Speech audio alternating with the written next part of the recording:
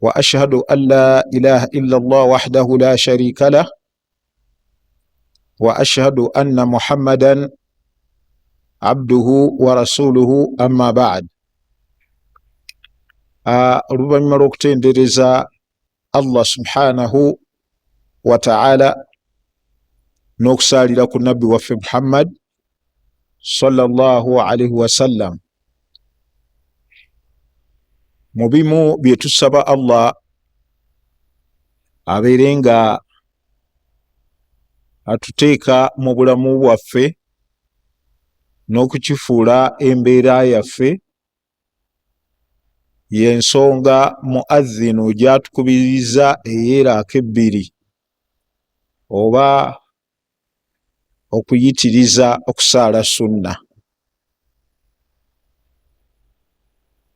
Hadithi ng'eva ku Rabi'a bun Ka'bi al-Aslami radiyallahu ta'ala anhu agamba nti kuntu abitu inda rasulillah sallallahu alaihi wasallam, nali nsula okumpi n'omubaka wa Allah sallallahu alaihi wasallam, fa atihi biwadu'ihi wa hajatihi, nga muwa obanga muleetera ebintu byakozesa mu kufuna wuzu. Nabbi bw'amulabanga sahaba ono alafuubana nnyo, amuweereza n'agala amusasule, n'amugamba nti salli Rabi'a, baako ky'osaba. N'amugamba nti as'aluka murafaqataka fil janna, nkusaba okuba okumpi naawe mu jjana. N'amugamba nti awa ghayra dhalik, teriyo kirala kitali ekyo? N'amugamba nti huwa dhaaka, kyenkusabye kwe kubeera nga mbeera okumpi naawe mu jjana.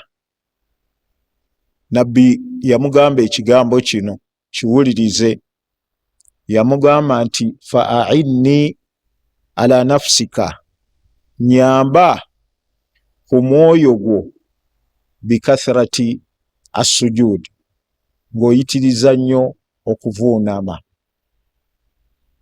Baddu ba Allah tabaraka wa ta'ala, sahaba ono y'omu ku ba ashabu suffa, abasajja abaali abaavu ennyo era abataayina we basula okuggyako baasulanga mu muzikiti gwa nabbi. Osuubira omusajja atayina waasula ne bamubuuza ekibuuzo nti baako ky'osaba, nga gwagamba akimugamba ng'akimanyi bulungi nti asobola okufuuka ensonga y'okukifuna, yandimugambye eki? Yandibadde amugamba nti nsabira ku Allah nga gawaze nfune wensula.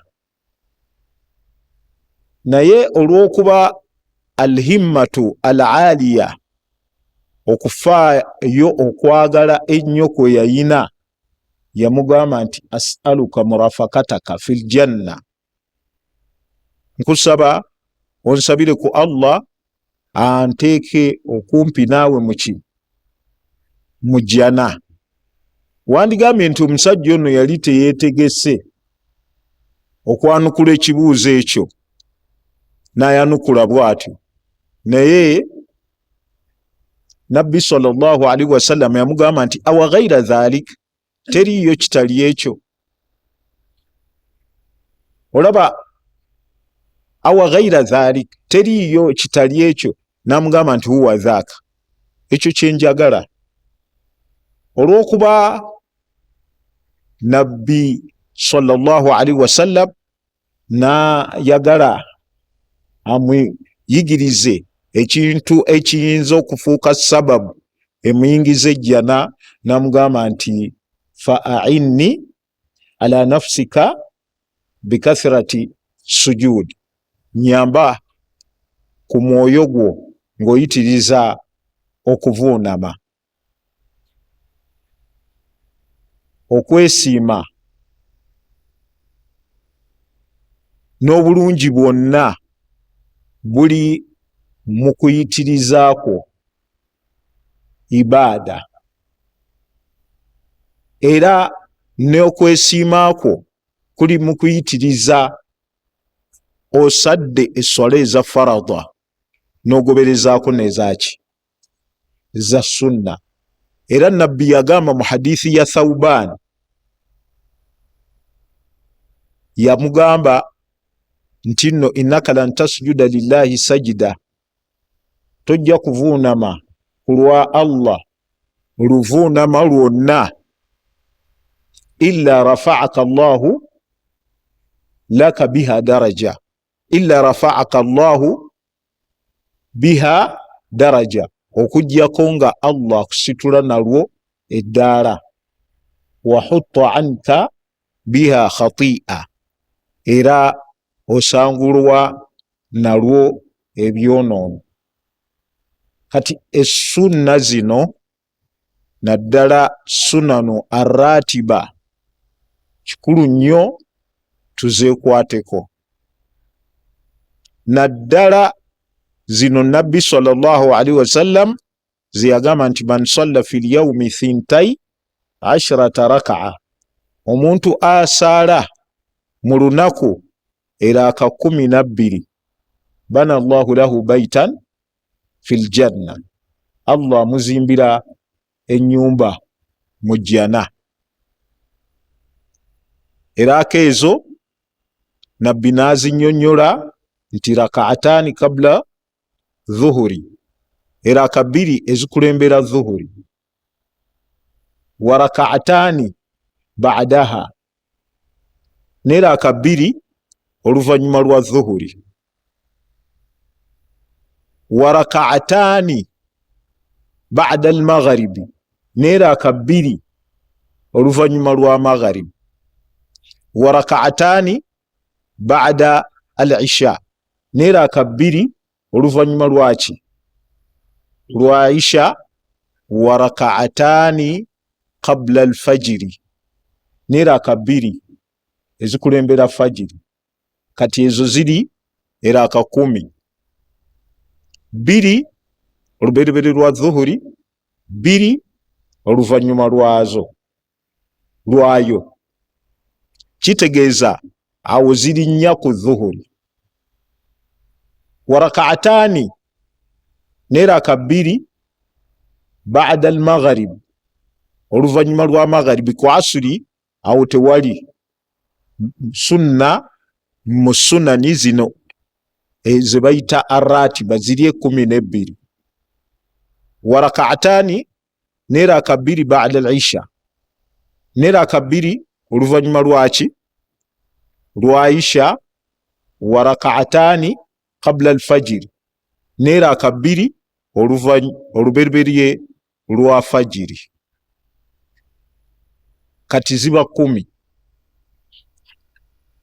Hadithi endala yegamba nti nabbi yagamba nti arba'un oba arba'a raka'atin, eraka 4 ezikulembera qabla dhuhuri, eraka 4 ezikulembera ki dhuhuri, omuntu tazirekanga. Kati kiba kitegeeza eraka meka 12, laaka ntono naye nga zirina kye zikolera. Tusaba Allah zifuule nga mbeera yaffe. Sunna nyingi, kubanga wali ku asiri towuliddeewo sunna, naye nabbi yasabira omuntu asaala qabla al-asri arba'a, eraka 4. Nabbi yagamba nti rahima Allahu mra'an, Allah asaasire omuntu salla qabla al-asri arbaa, asadde olubereberye lwa asiri eraka 4. Ani kuffe atayagala duwa eyo? Ojja ebula eddakiika zo 10, ebula eddakiika zo 7, n'osalayo eraka zo 2, n'otula tahiyatu, n'otola salaamu, n'otula 2, n'otola ki salaamu ku asiri. Nabbi sallallahu alaihi wasallama era mu sunna ze yakola ki, ze yatukubiriza, yagamba essunna ezikulembera salatul magharibi. Wali tulabye nti magharibi eyina mmeka? 2. naye ate waliwo hadithi nabbi agamba nti sallu qabla al maghrib, musaale olubereberye lwa magharibi. Nakiddamu sallu qabla al maghrib, musaale olubereberye lwa magharibi. Nakiddamu omulundi ogwokusatu, n'agoberezaako ekigambo ekigamba liman shaa, eriyo yaba akoze eki, ayagadde. Ekyo lwaki yakyogera? Rawi wa hadithi yagamba nti karahiyata ayatakhidhaha, nga nabbi atya omuntu okubeera nga akifuula kyalubeerera. Kati niwabawo ahadithi ma baina al adhanain, wakati okuwazina n'okukima waliwo eswala liman arada, eriyo yo abayagadde. Buli wowulira okwazina ne wakati wokola ki n'okukima, fuba osaalirewo. Ekyo kituyamba okubeera nga tukuŋŋaanya ekyo ekigenda okutununula. Nabwe kityo omulanga muadhinu gwatukubidde, mulanga mukulu nnyo omuntu okubeera nga weekwata ku sunna. Tusaba Allah azifuule mbeera yaffe.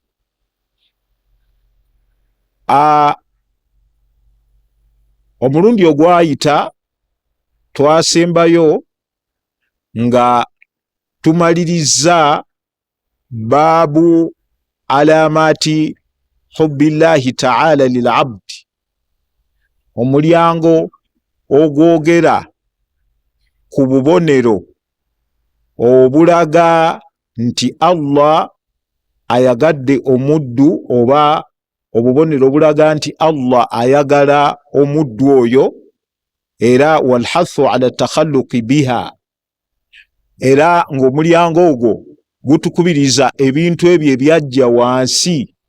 Omuwandiisi atulaga nti nabbi yatukubiriza okweyisa mu nneeyisa eyo ey'obubonero obwo, wasa'yu fi tahsiliha, n'okufuba okufuna obubonero obwo.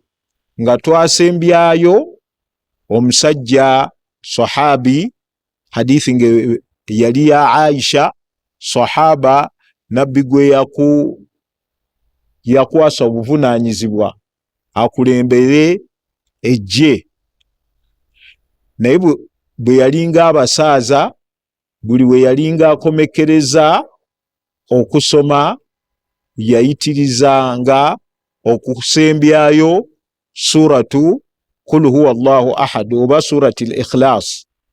Nabwe kityo kiri mu nkola ennungi omuntu okubeera nga weemanyiiza essuula eyo, ng'ekigendererwa kufuna bulungi obwo.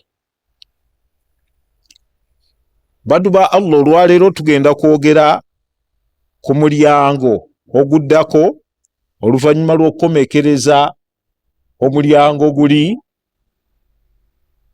Baabu at-tahdhir, omulyango ogwewaza fi idhaai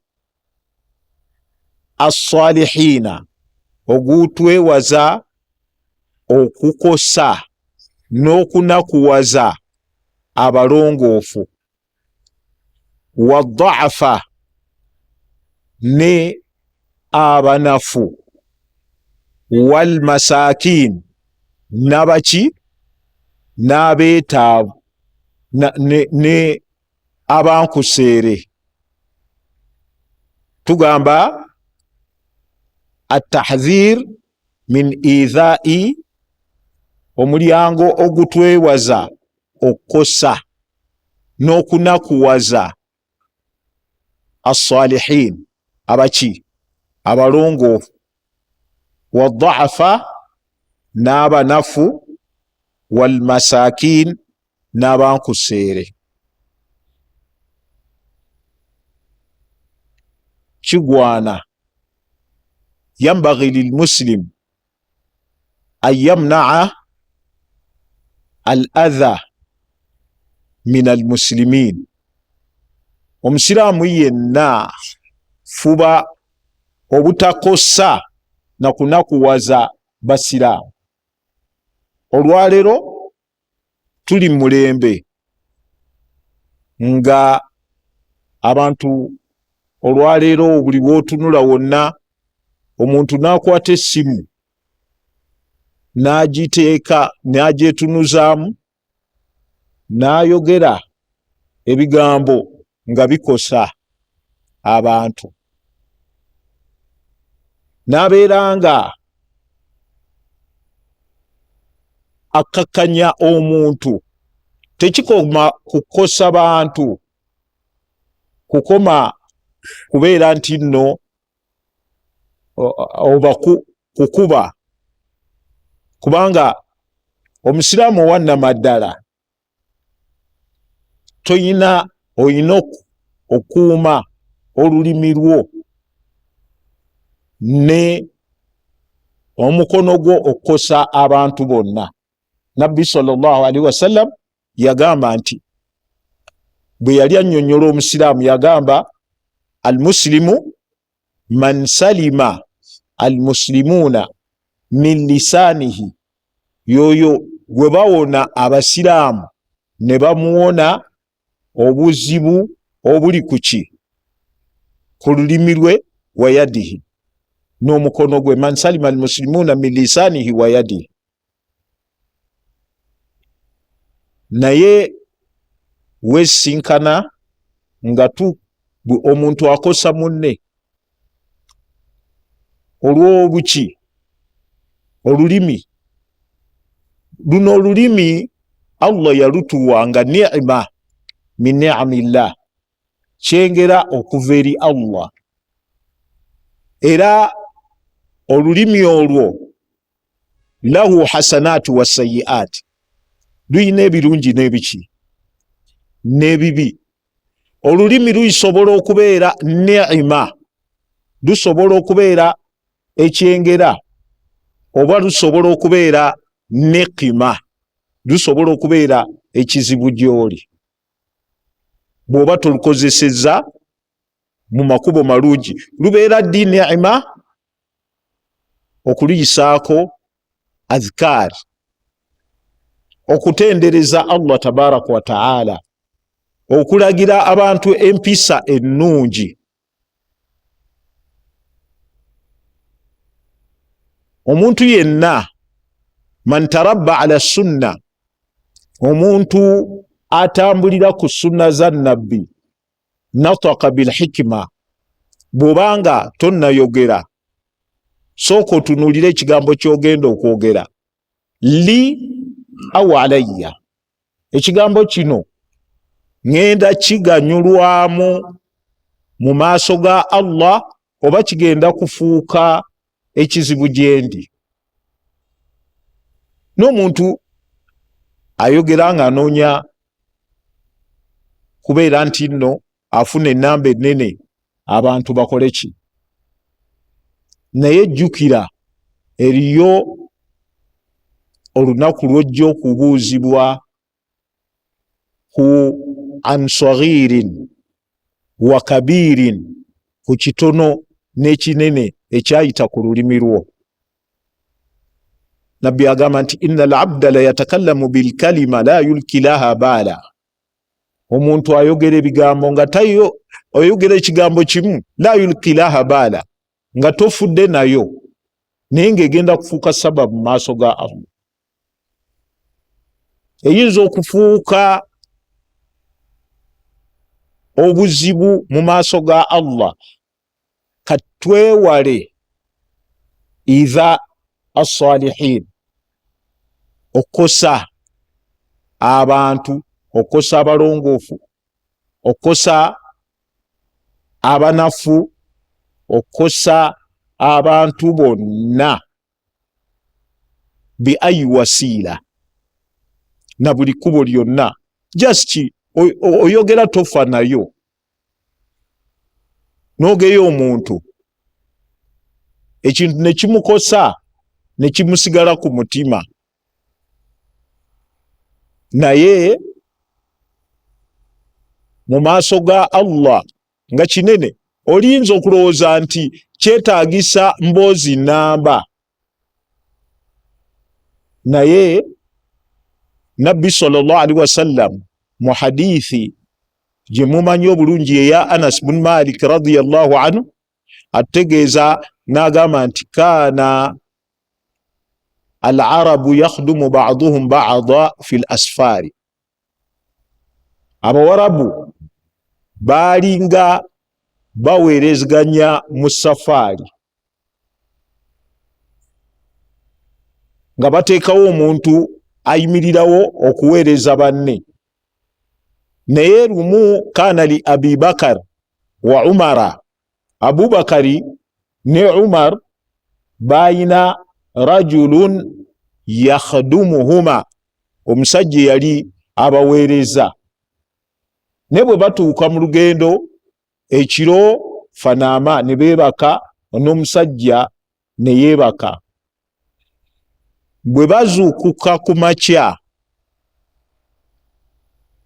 omu ku Abubakari ne Umar n'agamba munne, ng'ono omusajja lamma yastaikidh, tannazuukuka, n'agamba nti inna hadha nawma la yuwaimu nawma baitikum, oyo omusajja enneebaka gye yeebase egwana waka, si neebaka ya mu lugendo. Fa aikadhahu, omusajja ne bamuzuukusa ne bamugamba nti iti rasulallahi sallallahu alaihi wasallam, genda eri omubaka wa Allah, faqul lahu, omugambe nti inna Ababakari wa Umar, mazima Abubakari ne Umar, yukri'anika salam, bakutooledde salam, wa yasta'dimanik, era bakusaba yo kunva ez'okuliisa ku kyenkya.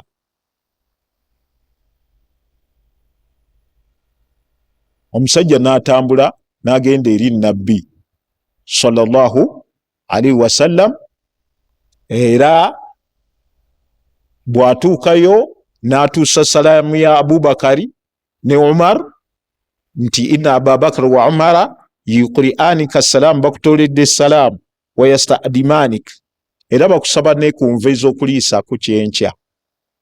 N'addamu salaamu yaabwe, n'amugamba nti genda obagambe nti kadi tadama, bamaze dda okufuna enva. Omusajja n'addayo n'abategeeza. Bw'abaddayo n'abategeeza, fafazia, ne batya olw'ekigambo Nabbi kyakoze eki, kyabazzeemu.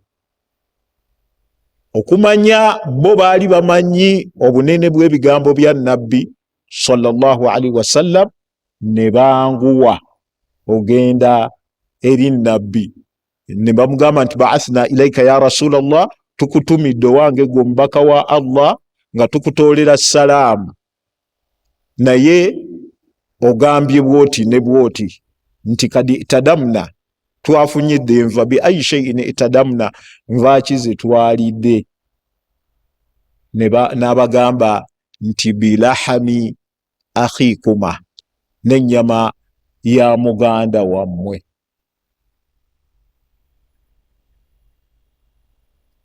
Wallazi nafsi biyadi, ndayira oyo alina omwoyo gwange mu mukono gwe, inni la ara lahamahu, ndaba ennyama ye baina anyabikuma, wakati w'amannyo gammwe.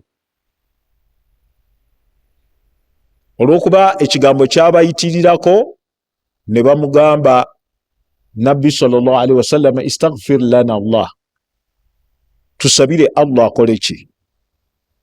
Atusonyiwe. N'abagamba mugende eri omusajja oyo, falyastaghfir lakuma, abasabire Allah. Tunulira tauba yogeya, oyina kuddayo ogambe gwogeyeza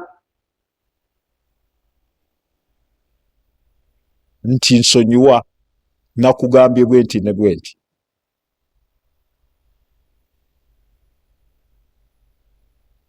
Olwaleero tuwangalira mu mbeera idha nas, kukosa bantu bishatmi wasabu, kuvuma, n'ovuma omuntu ebigambo n'obiteeka ku ssimu, fatablughul afaq, ne bituuka yonna. Sibabul muslim fusuq, okuvuma omusiraamu buba bwonoonyi. Wa qitaaluhu kufur, n'okumulwanyisa buba bukafiiri. Kati guno omulyango mukulu nnyo gye tuli, yambaghi, kigwana eri omusiraamu okubeera nga yeewala min idhaai almuslimin,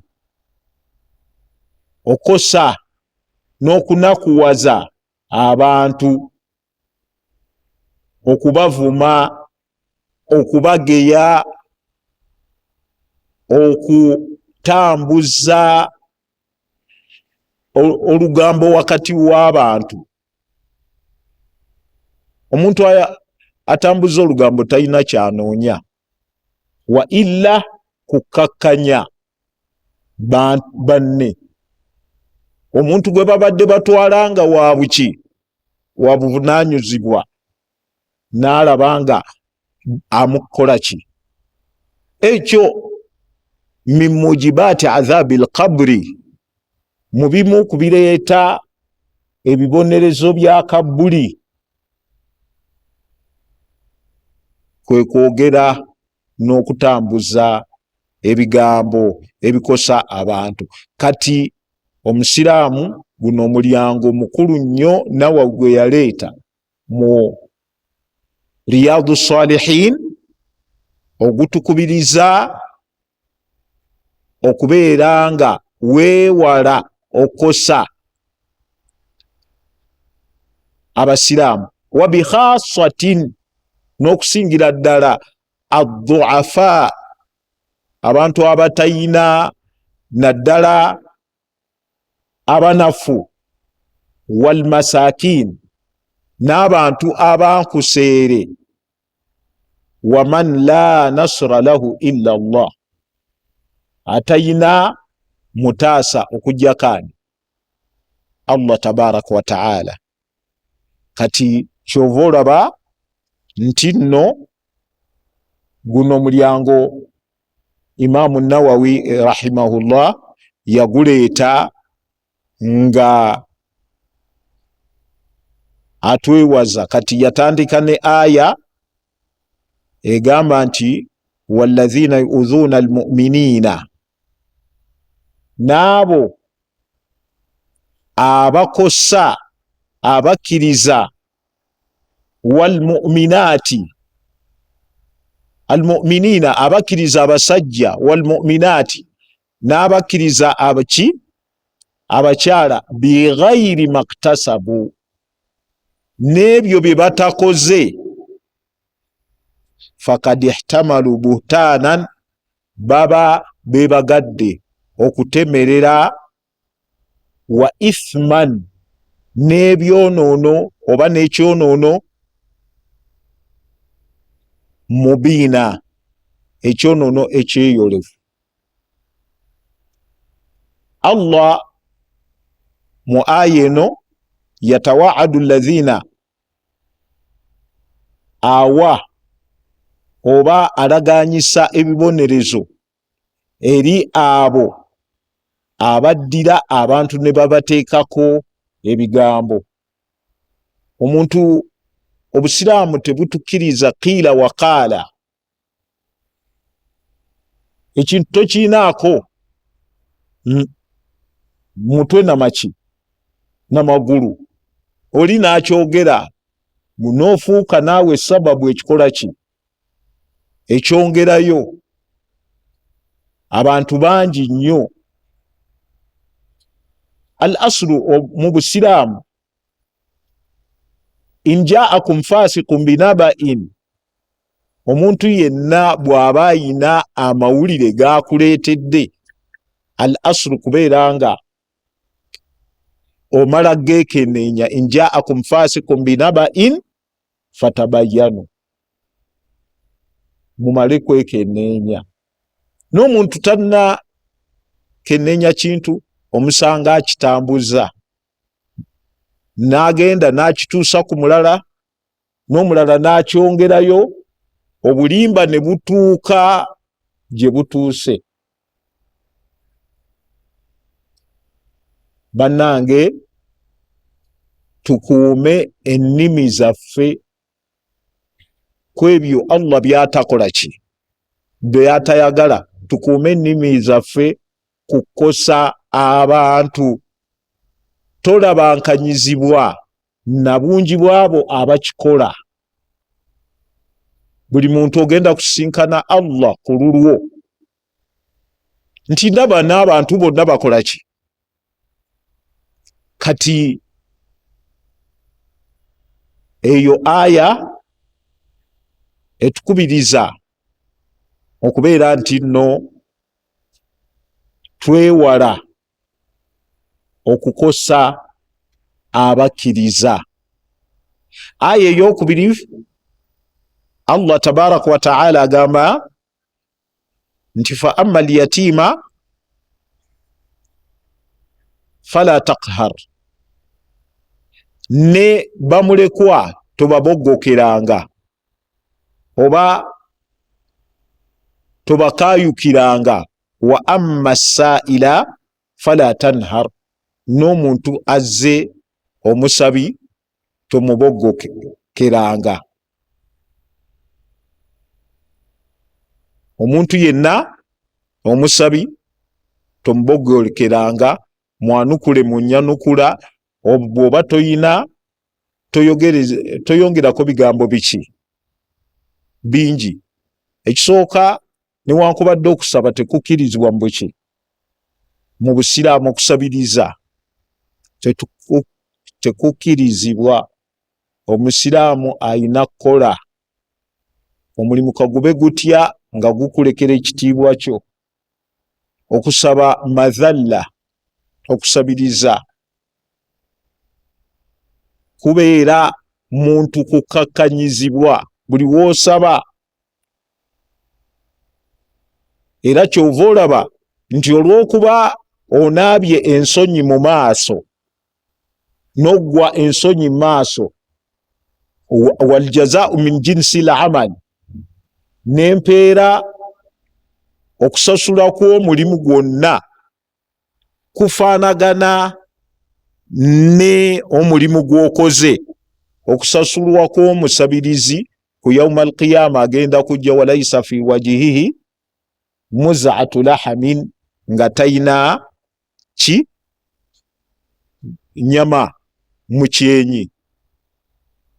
Inna al-mas'ala kad yakuddu biha al-insanu wajhahu, omuntu asabiriza abanga addidde ekintu kyonna ekyagula n'ayagula ennyama mu kyenyi. eyo si nkola ya busiraamu. Naye kitutuusizza eyo yeno aya fa amma al-yatima. Lwaki Allah ayogera ku mulekwa okumunakuwaza? Kubanga mulekwa miskini munafu, era kyova olaba nti abantu bano babiri Allah yagenda okuyimirira mu kuvunaana ensonga zaabwe. Asooka al-mar'a, Nabbi sallallahu alaihi wasallam yagamba nti Allahumma inni uharriju haqqa dha'ifain al-mar'ata wal yatim. Omukyala neki ne mulekwa. Mulekwa miskini talina wa buddukiro. Abantu eriyo olwaleero ayina mulekwa. Olwaleero tolaba nti Nabbi yakubiriza okulabirira mulekwa, era obulungi obuli mu kulabirira mulekwa n'okubeera naye, Nabbi yagamba nti ana wa kafirul yatima kahataini, nze n'omuntu alabirira mulekwa kahataini, yalaza engalo ze, kugamba ali kumpi naye. Ni waliwo woosanga mulekwa miskini ng'embeera gy'alimu nga wakatuuka bwoti, omanyirawo nti ono si mwana waki, mwana wa waka, ng'empisa gye ayisibwamu naye ng'amuyisa bw'atyo musiraamu. Kati omulyango gutukubirisa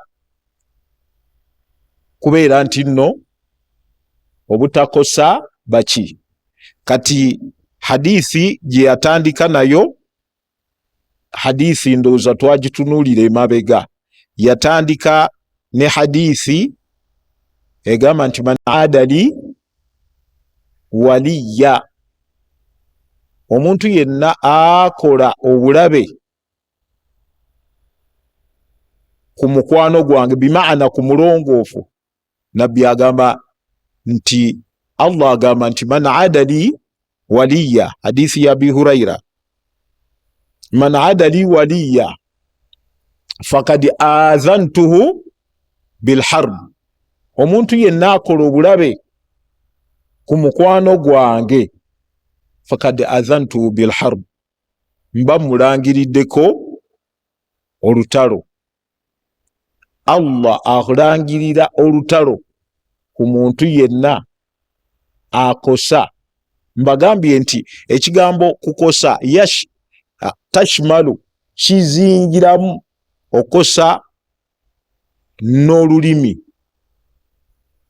okosa n'omukono, okosa na buli nkosa yonna. Man adali waliya fakad azantuhu bilharb.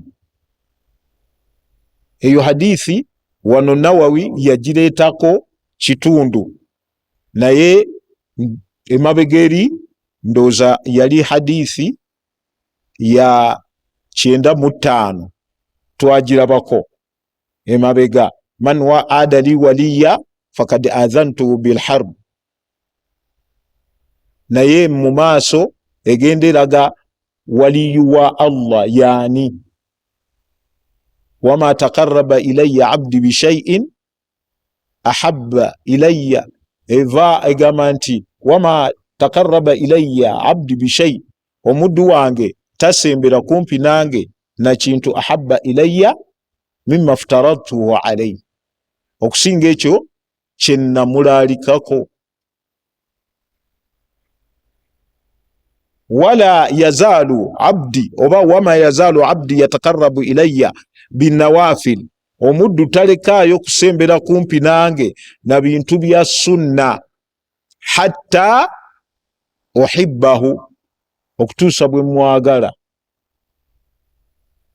Fa idha ahbabtuhu, bwe mba mwagadde, kuntu sam'ahu alladhi yasma'u bihi, nfuuka amatu ge gaawuliza.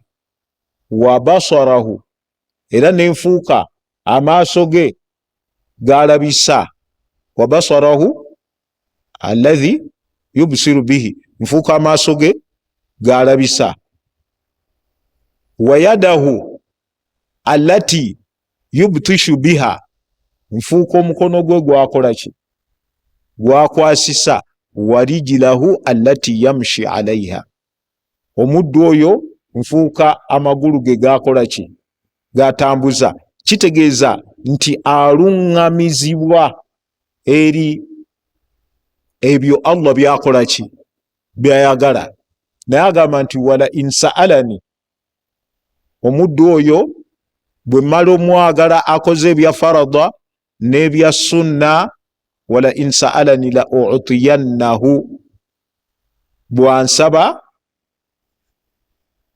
oba bwanansaba nja kumuwa, wala inistaadhani la u'idhanna, bwanaayewogoma gyendi nansaba okumutaasa, la u'idhannahu, nja kola ki, nja kumutaasa.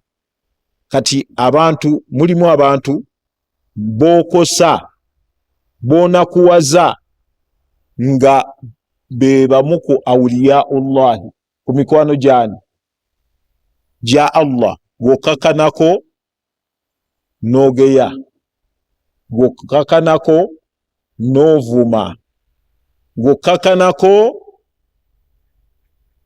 nomukola kyonna kyomukoze.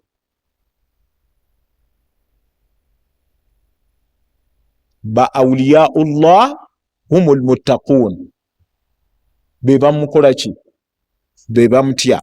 Eyo hadithi yagireeta nagireetako kitundu naye nga emabega eri juvu. Hadithi eyokubiri era nayo yajja mu babu ta'zimi hurumati almuslimin, era nayo yagikomyawo wano mulyango guno. Hadithi ya Jundub bin Abdillahi qala Rasulullahi sallallahu alaihi wasallam, man salla salata subhi,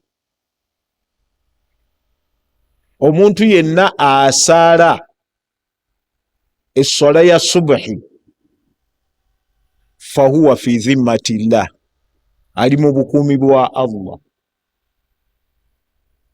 Omuntu yenna asaala salatu subhi fahuwa fi dhimmatillahi, ali mu bukuumi bwani? Kati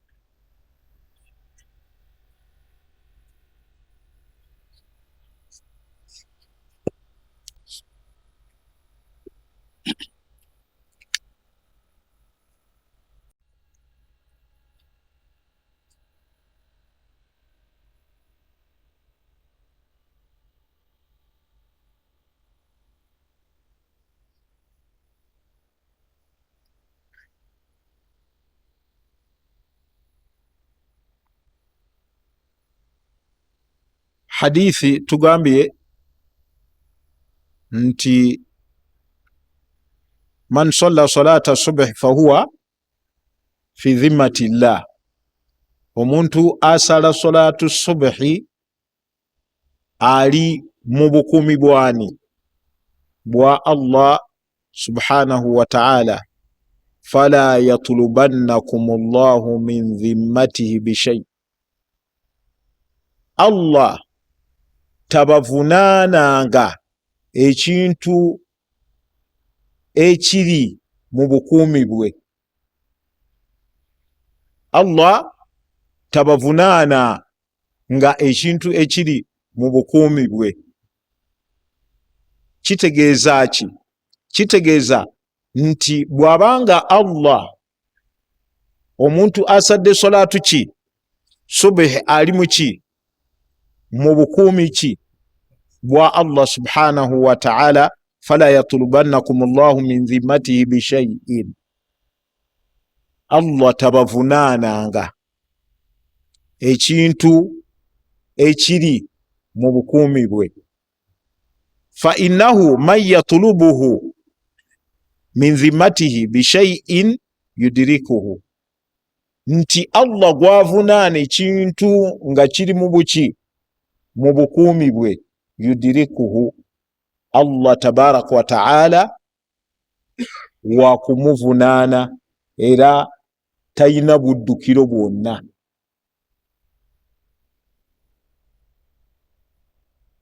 Thumma yakubuhu ala wajihihi fi naari jahannama, oluvanyuma amusuulire ku kyenyi kye mu muliro ki jahannama. Kati kiba kitegeeza ki? Nti omusiraamu weekuume nnyo abasiraamu bowaagala nabo obutabakosa.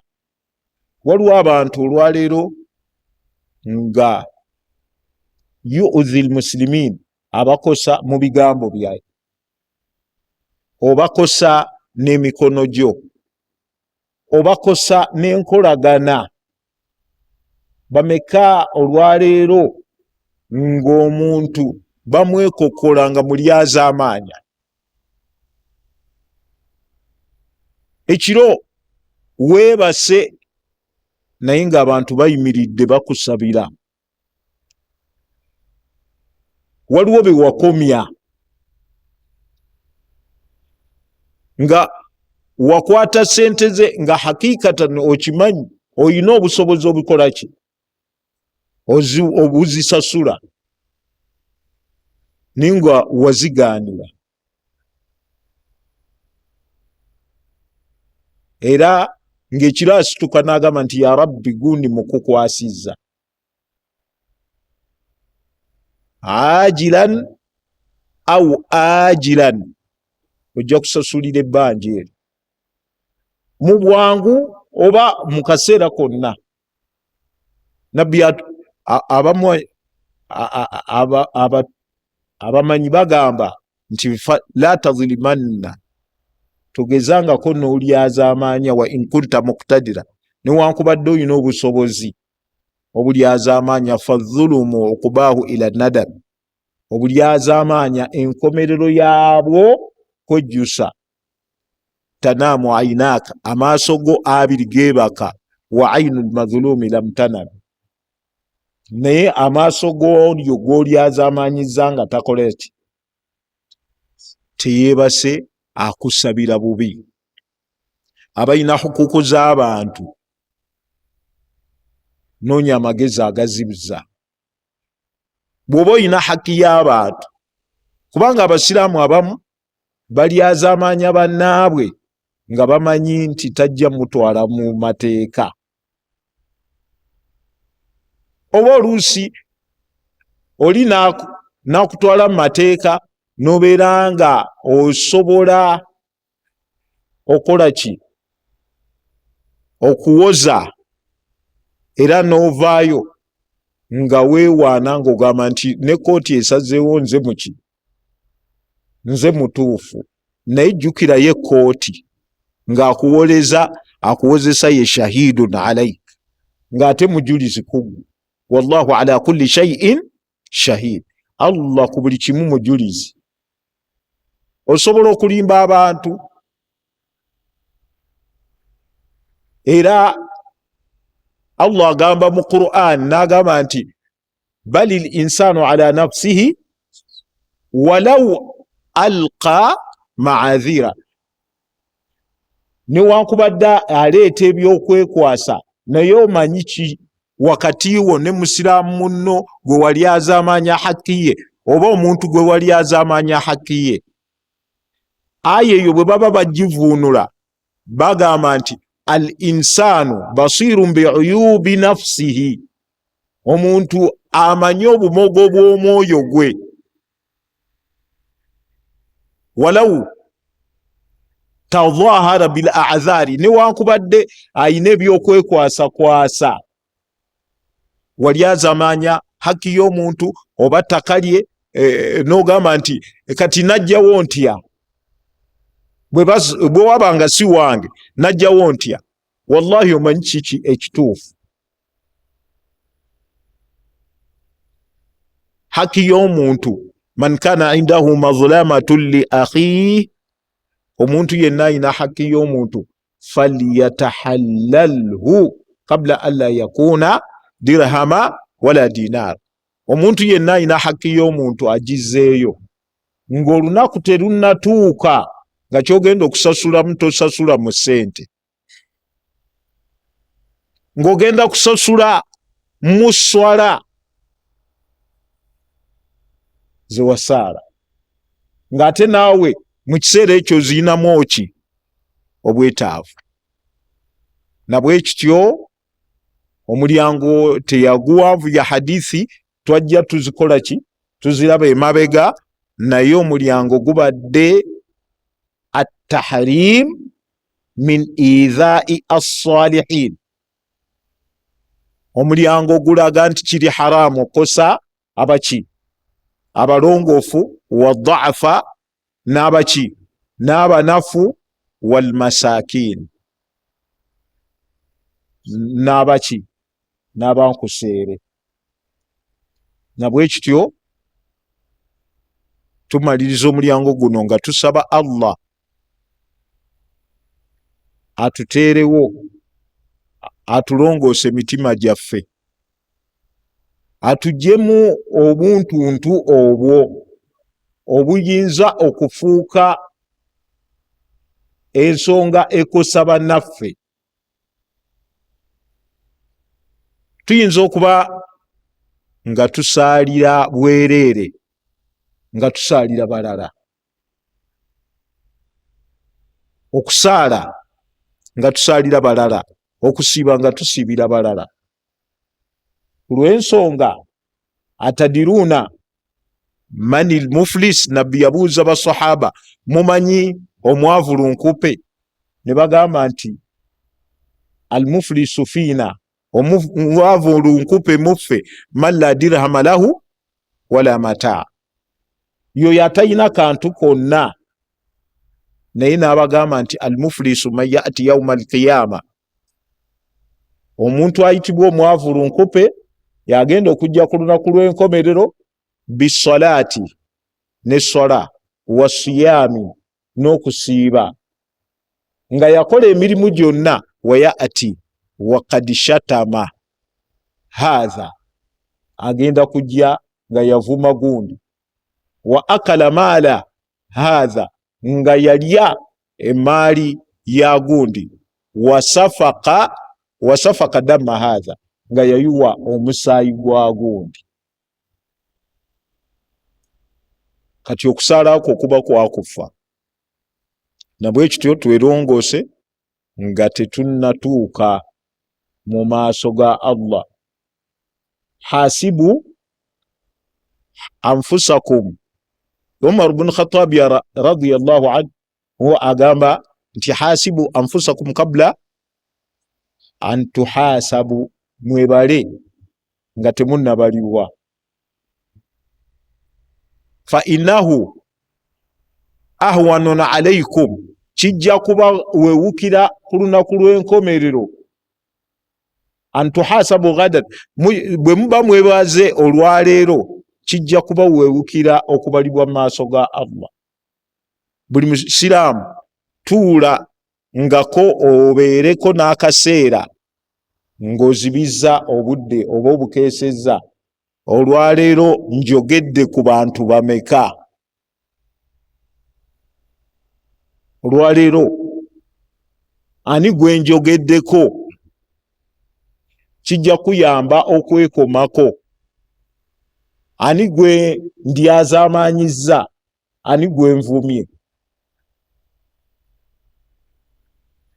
Na bwe kityo nsaba Allah tabaraka wa taala atulongoose emitima, tubeere nga tudda gyali ng'atusiimye, tumusisinkane ng'atusiimye, nga naffe tusiimye omukola ki, omusisinkana. Bwe wabaawo eddakiika ziwedde. Naam. Wa alaikum assalam wa rahmatullahi wa barakatuh.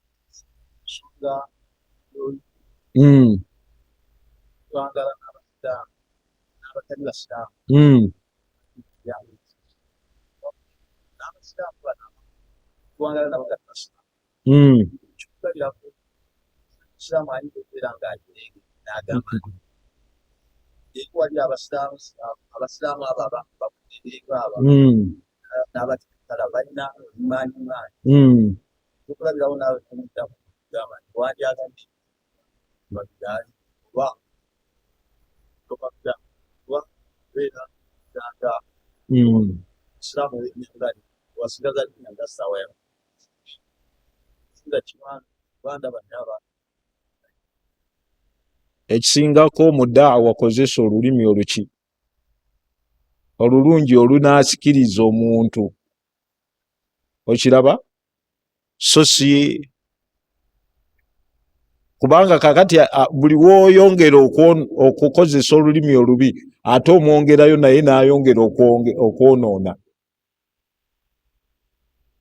okiraba kozesa ebigambo ebisinga obulungi okiraba naam wa alaikum salam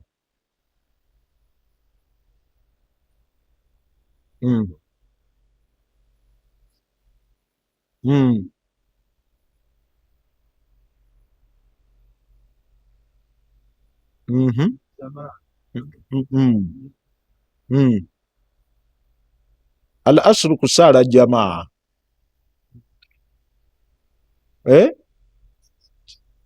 ekisookera ddala hadithi egenda ku asaala salatu subh okiraba umuman kati kino ekyajjama kyongerako buki bwongezi bulungi naam wa alaikum salam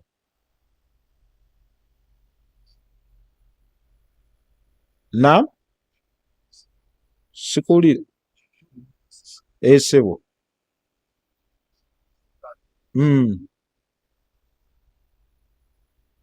nokola ki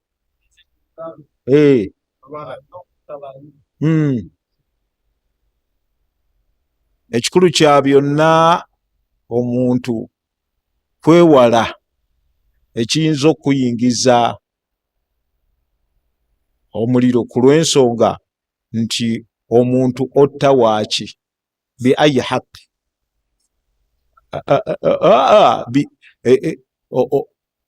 bi ayi haqi kwomutira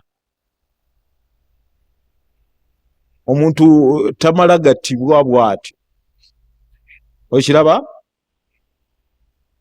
nabbi sallallahu alaihi wasallam yagamba nti la yazaalu almuminu omukkiriza taleka kubeera fi fusha mu kubeera nti nno kubeera nti Allah tabaraka wa taala amuteeka mu kubeera nti alimu aba abeesiimye ma lam yusib dama mri'in ebbanga lyamala nga tayiye muki musaayi gwaki gwa muntu kati bwaguyiwa omusaayi gw'omuki aba mu mbeera amanye nti nno ajja kubuuzibwa ku musaayi gw'omuntu yenna wa in kana almaktulu kafiran ne bw'aba attiddwa nga siki era nabbi yagamba nti wa ana bari'u minhu ndi wala naye omuntu asse omuki omuntu naam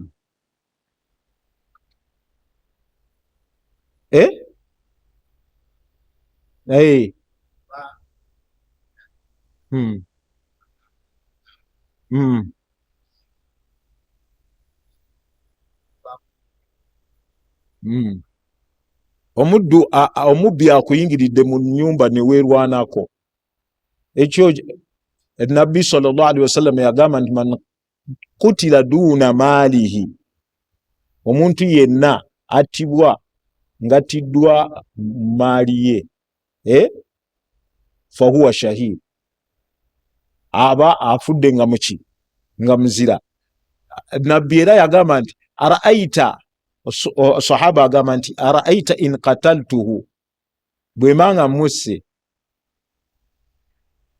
okiraba in katalani fa anta shahid olaba ate bwe mbanga nkoze ki musse obudde olwanirira ki hakiyo okiraba ekyo kyeyolese. Naam, kitegerekese oba haji